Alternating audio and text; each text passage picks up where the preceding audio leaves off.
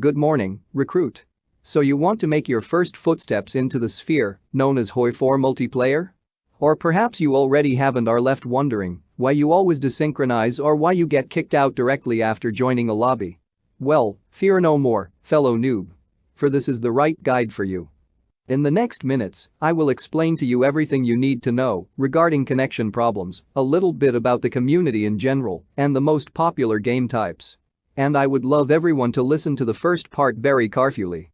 This game is out for more than 4 years now, and people still don't get it. It's actually the primary motivation for making this video. So, I am about to join a multiplayer game, which means the first setting I have to make is in the game launcher itself. After scrolling down a little bit we can see this selectable button. Clear user directory. And guys, really, I swear to God. Do not forget this, because otherwise the game will extract information from your last playthrough into the multiplayer server you are about to join. This will cause you to desynchronize and steal everyone you are playing with a high amount of time. Since you are then required to close the game, clear your user directory and join back in. I am not able to click the button anymore, so everything is fine for me now. After clearing my cache I can now decide if I have to activate a mod or not. And this is all there is to do in the launcher. Let's start the game. Of course, the first click we are going to make is multiplayer. This causes the server list to open up. And here I want to grab your attention one more time. If your experience with HOI4 multiplayer consists of joining a server and being immediately kicked or banned again and again, here is your salvation. On the top left corner you find a text field where you can set your name. Do not get distracted by the server's text right above. This will be your name. I promise. Now, why is this important? Well, the answer is quite simple. If you have the regular name player, the host of the game will automatically assume that you don't know how to clear your cache. And if not, other players in the lobby will go out of their way, urging him to kick you. So just don't be a player, almost every other name should do fine. If you manage to follow all steps I explained to you before, then congratulations.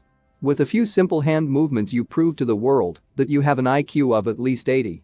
There will always be this one guy who just isn't able to do these small things, and after 4 years of HOI4 multiplayer, the community deals with such time eaters very fast. Now, the best way to find good multiplayer servers is by setting a check on no password and then search the internet. Usually the best option appear at the top of the list. A good server should have these things in its name or description. The starting date. Which DLCs are enabled or which aren't. The type of game it will be, so you can get a small glimpse of how the rules could look. And of course, a Discord link or the statement that you are required to join a Discord. Now, you might be wondering why you should watch out for these indicators or why you have to be in a voice chat. But trust me, if you are looking for a stable game with many people, these are the best signs. Setting up a Discord account is very quick and costs you nothing. The host will post the link in the in-game chat, most likely very soon after you join in. This is what you will be typing into the text field that opens up after clicking Add New Server in your Discord app. A roll call is a very common method by which the host asks for every country to speak up so he can check who joined and who not. But if you are now here in this very moment and you did everything this guide told you, now finally you can say here. Congratulations, you are in the game, recruit. If the host will not hear your voice after calling out your country, he will most likely urge you to join the Discord by messaging you in the in-game chat. If you however think that you will be fine with letting him think you are just unable to read, he will prove you otherwise and kick you once his patience is overextended. But why do I have to be in this Discord server? You might be thinking now. I am not saying that you will never have a long multiplayer game without an external voice chat connection, but you will most likely never have a long multiplayer game without an external voice chat connection. Paradox did not create the multiplayer option just for fun. If you are able to communicate with your allies on actions, timing, and war plans, you can extract the maximum capacity out of your and also your allies' countries. Also, if the server crashes while you were so close to forming the new Persian Empire and you really want to join back, it would be good to have voice chat. Right? With a voice chat, our games have a higher chance of actually coming to a conclusion instead of ending in 1937 because the Soviets' internet timed out for a short time. Never forget, the goal of every one of us is to get to the end of the game. By just never failing to follow these simple steps, you are completely good to go for today's game. The only question left to answer is, what type of game do you want to experience? I will present you now the 3 most played types and describe how each and every one of them works and what form of rule sets you can expect from each one of them. First, the historical game. I don't think that I have much to say about that one. In these games, the table is set from the start. Every country knows its role and purpose, and the rules forbid them to make stupid moves. So for example, Canada has to stay loyal to the United Kingdom, while over there is not allowed to do anything or banned completely. The atmosphere of a historical game tends to be more serious than in all other types. You will have rules that go beyond keeping a somewhat historical flow. Rules that just counter mechanics, which are considered to be game-breaking, like using equipment ahead of time. Skipping your first focus as Italy by letting Ethiopia take the ports, or spamming kamikaze actions all over the Pacific as Japan. Some historical players describe themselves as the esports section of HOI4, and with this experience and routine, voices can get extremely loud over someone forgetting to switch to free trade. But is the historical section really the most challenging one out there? Next up, non-historical or meme games. This is in the most aspects the complete opposite of the previously presented type, but there will still be some balancing rules left most likely. Here Canada can break away from the United Kingdom and start its own communist revolution, while Abdulaziz is free to expand his empire over the entire Middle East. Here, you are just like in single-player allowed to set your own goals, choose your ideology and allies for the game. The atmosphere is way more relaxed in these meme games, but you should never forget that the people laughing with you in the voice chat can backstab you any second.